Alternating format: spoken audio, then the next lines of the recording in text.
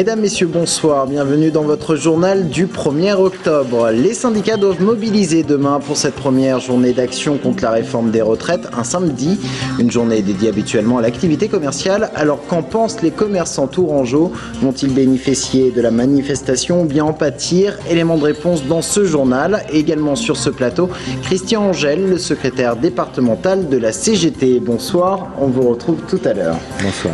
Le gendarme soupçonné d'être l'auteur des coups de feu ayant entraîné la mort du jeune Luigi Duquesnet a été mis en examen aujourd'hui par le juge d'instruction.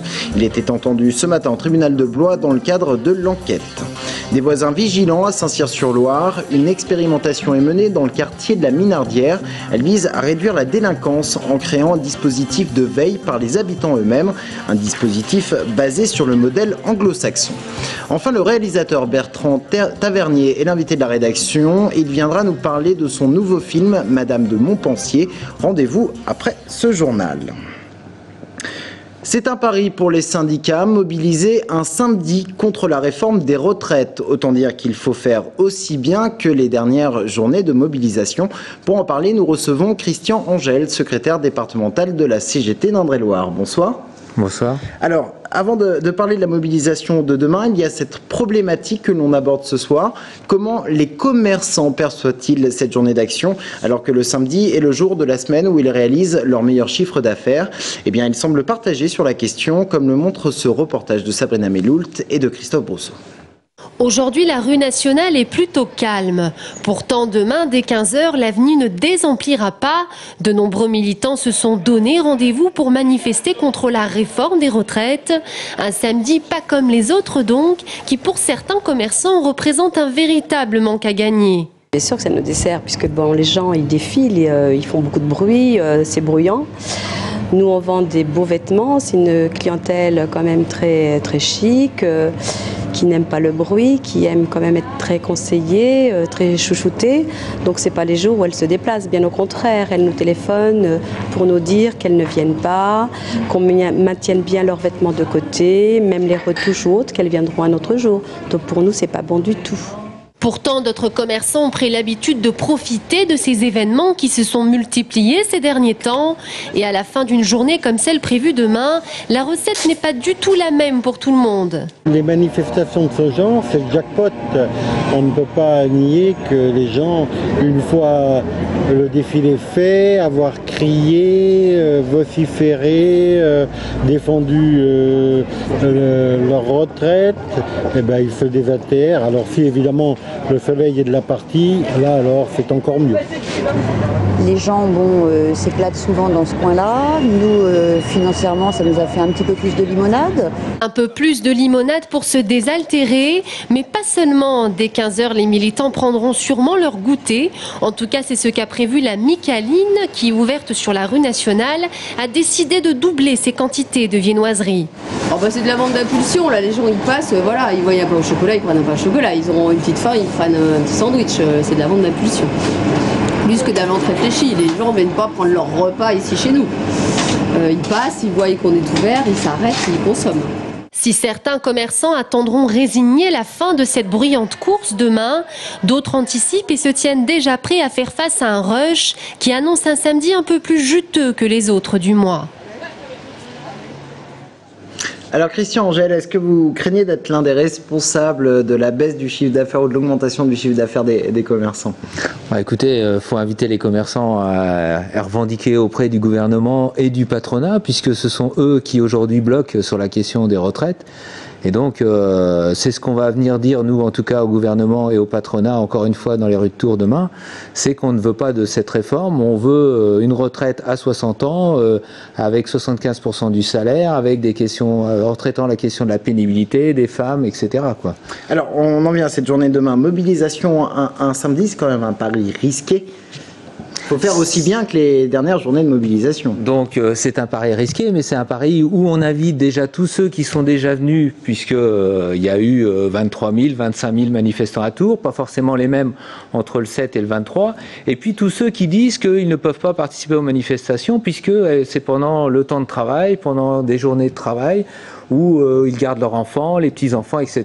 Donc là, on a de la disponibilité pour venir à cette manifestation. Si on n'est pas d'accord avec ce projet de réforme, si on n'est pas d'accord avec les questions de rémunération, d'emploi, de services publics. Donc ça peut être très fort. Sur cette réserve des salariés qui ne peuvent pas se déplacer la semaine?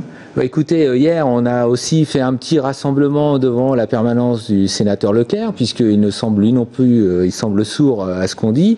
Donc on a été lui dire devant chez lui. Et moi, j'ai distribué en direct à des passants, et d'une manière très majoritaire, ils étaient demandeurs de l'heure de la manifestation, et ils étaient issus de tous les milieux. Donc, et c'est ce qui me remonte également de toutes nos organisations sur le département, c'est qu'il y a une attente de ce samedi qui doit conduire à une forte mobilisation. Vous continuez la mobilisation jusqu'au bout, le gouvernement pour l'instant tient bon. Jusqu'où irez-vous? Le gouvernement tient bon, comme il a tenu bon jusqu'au 10 avril 2006 sur la question du CPE, quand le Premier ministre a annoncé qu'il revenait sur une loi. Donc là, on n'est pas rendu au vote complet de la loi, mais oui, les syndicats, les organisations d'étudiants, de lycéens sont déterminés à conduire ce dossier jusqu'au bout et à gagner un changement radical de cette réforme. Merci beaucoup Christian Angel d'être venu sur ce plateau répondre à nos questions. Faites attention, si vous prenez le TER demain sur les lignes de Loches, Chinon, Vendôme et Vierzon-Bourges, un mouvement de grève local pourrait perturber ponctuellement le trafic. Les suites de l'enquête sur la mort de Luigi Duquesne, le gendarme impliqué a été mis en examen aujourd'hui pour coups et blessures volontaires ayant entraîné la mort sans intention de la donner. Il a été entendu ce matin par le juge d'instruction au tribunal de Blois et c'est à l'issue de cette entrevue que lui a été signifiée sa mise en examen. Les précisions avec Sidonie Arla.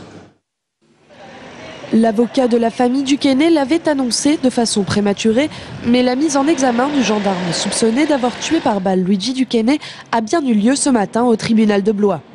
Mise en examen pour coups et blessures volontaires ayant entraîné la mort. Sans intention de la donner, le gendarme s'est également constitué partie civile dans le dossier de tentative d'homicide volontaire contre lui-même. Dans la nuit du 16 au 17 juillet dernier, Luigi Duquesne, un jeune gitan âgé de 22 ans, recherché pour un vol de 20 €, avait été tué par balle lors d'un barrage à Thésée-la-Romaine dans le Loir-et-Cher, au terme d'une course-poursuite après un premier contrôle. Sa mort avait entraîné une flambée de violence le 18 juillet dans la commune de Saint-Aignan, avant de s'étendre le lendemain à plusieurs communes de la région. Le vote sur la fermeture des collèges de Nouâtre et Pasteur à Tours n'aura finalement pas eu lieu hier soir au Conseil général. L'opposition a quitté les lieux et le quorum n'était pas réuni afin de procéder au vote. Obligation légale selon le Conseil général, l'Assemblée doit se réunir une nouvelle fois dimanche soir à 18 h. On n'est jamais aussi bien servi que par soi-même. C'est en quelque sorte de cette façon que l'on pourrait qualifier une expérimentation en cours dans le quartier de la Minardière à Saint-Cyr-sur-Loire. Pour lutter contre la délinquance en général, les voisins sont appelés à être vigilants pour signaler tout comportement anormal. Une convention a été signée entre le député-maire, la préfecture et la préfecture de police. Julien Gauthier. À l'image du premier adjoint de la mairie, Jean-Yves Couot, Saint-Cyr-sur-Loire donne dans le sécuritaire. Nous sommes dans le quartier de la Ménardière, qui compte près de 200 pavillons parcourus de clôtures et où les pancartes chiens méchants ont cédé la place à plus dissuasifs. Pourtant ici, en un peu plus d'un an, une vingtaine de vols ont été recensés. La colère montait, donc il a fallu intervenir et faire quelque chose. Donc la municipalité a pris en compte notre demande pour que la police municipale intervienne plus fréquemment au niveau du quartier, dans la journée et la nuit. Mais à la demande de l'association, l'effort ne s'arrête pas là. Avec la mise en place du dispositif Voisins Vigilants, un œil plane sur le quartier. Monsieur Dubois et deux autres volontaires servent d'intermédiaires entre les habitants et les forces de police. Le but, inciter chacun à surveiller et signaler les comportements suspects. Il ne s'agit pas, je dirais, d'être voyeur ni même faire de l'ingérence.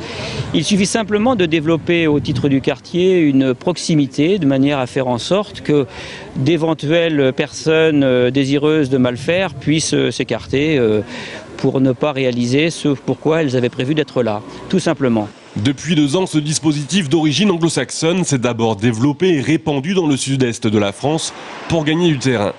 Pourtant, le code de la procédure pénale prévoit déjà l'alerte par les citoyens quand ils sont témoins d'une infraction. Sans exprimer de véritables craintes, le syndicat Unité Police reste vigilant quant à la possibilité de dérive et rappelle que le rôle de police doit rester à la police. Une yourte en plein cœur du Sanitas. Le projet est mené par la compagnie des Sans Lacets dans le cadre de la semaine de la famille, elle-même organisée par l'association Autour de la famille. Durant une semaine, la yourte va dynamiser culturellement le quartier. Le projet est d'ailleurs soutenu par le ministère de la Culture. Romain Delville. Le haut, il est où? Il est de l'autre côté, non? Il est où? Oui, c'est ça le haut, ouais. Matinée réussie pour la compagnie des Sans Lacets. D'abord parce que le plan de montage de la yourte à spectacle au Jardin Teurier s'est déroulé sans accroc. Ensuite parce qu'une habitation mongole au cœur du Sanitas, ça éveille forcément la curiosité. La preuve à l'heure de la sortie des classes. Mais dites, c'est où au fait la Mongolie? C'est un pays, un grand pays en Asie, sous la Chine. Je ne sais pas si vous voyez, enfin au-dessus de la Chine et sous la Russie. On pourrait regarder sur une carte. Et dedans, on va faire quoi? Et il va y avoir des histoires, des spectacles et tout ça. Et demain, après-midi, à 14h, il y a un spectacle. Donc il ne faut pas hésiter à venir. Et c'est jusqu'à mercredi. Voilà, c'est une yourte. C'est la yourte à spectacle. La Passagère, c'est le nom de scène de la yourte, en est à son 15e point de chute et entre dans le cadre de la semaine de la famille, organisée depuis 4 ans par l'association Autour de la famille. Nous, ce qu'on aime bien, c'est que les enfants, parents, grands-parents puissent vivre des moments ensemble. En dehors des liens du sang. Voilà, on va plus loin parce qu'en fait sinon c'est trop restrictif. Maintenant ce qui est important c'est que justement les familles s'entendent bien, les familles au sein de la famille et puis les familles entre elles. Dans ce quartier, puis on espère après dans d'autres quartiers, enfin on espère que ça fera des petits. Le programme de cette semaine qui commence ce week-end est riche et toutes les animations sont gratuites. Sous la yourte, des lectures de contes mongols, des spectacles pour chaque tranche d'âge d'enfants. Mais rien que de visiter cet habitat nomade, c'est toute une découverte et c'est le but. On a envie d'ouvrir la yourte à tout le monde, que ce ne soit pas juste ceux qui peuvent payer leur place qui viennent voir la yourte. Donc comme là, tout ce qu'on fait cette semaine, ça va être gratuit, donc tout le monde peut venir voir quelque chose. Les spectacles en journée sont destinés aux enfants et le soir, des rencontres sont ouvertes à tous. Guy a promis d'y jeter un coup d'œil. C'est la première fois que je vois comme ça, moi, la première fois que je vois ça. Là, c'est un grand chapiteau, moi, je vois pas qui c'est. Hein. Vraiment, hein. Faut que j'aille voir pour voir qui c'est qui est à l'intérieur. La semaine de la famille s'annonce cette année encore comme une semaine de découverte culinaire, culturelle et humaine. Voici maintenant l'agenda de la rédaction. Sidonie Arla et Gaël Poulain vous présentent les événements de votre fin de semaine dans la région. Salut à tous, on commence cet agenda des sorties par le match de catch impro organisé par la compagnie La Clé ce soir à Montlouis-sur-Loire. Le principe est simple, 2 duos de comédiens s'affrontent sur le ring pendant 2 rounds de 45 minutes sous la houlette d'un arbitre implacable. Et c'est au public de déterminer le couple gagnant. Humour toujours avec les Devos de l'humour qui fêtent cette année leurs 20 ans. Au programme, une kyrielle de spectacles avec, entre autres, ce week-end, Emma et son orchestre, Manuel Pratt ou encore Kamel et Toine avec leur spectacle Les Loupiottes de la ville. Une bonne occasion d'aller se dérouiller les zygomatiques.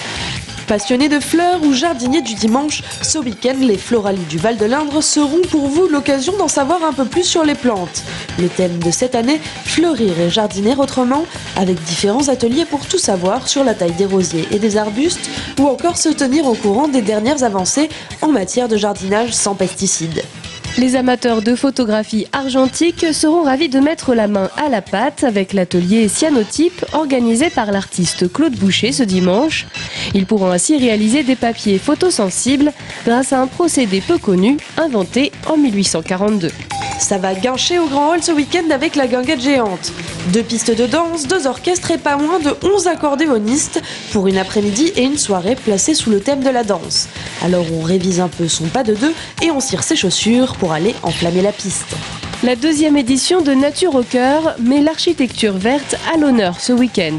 Horticulteurs, paysagistes, fleuristes ou encore décorateurs vous présentent le jardin sous toutes ses formes dans le parc de la Péraudière.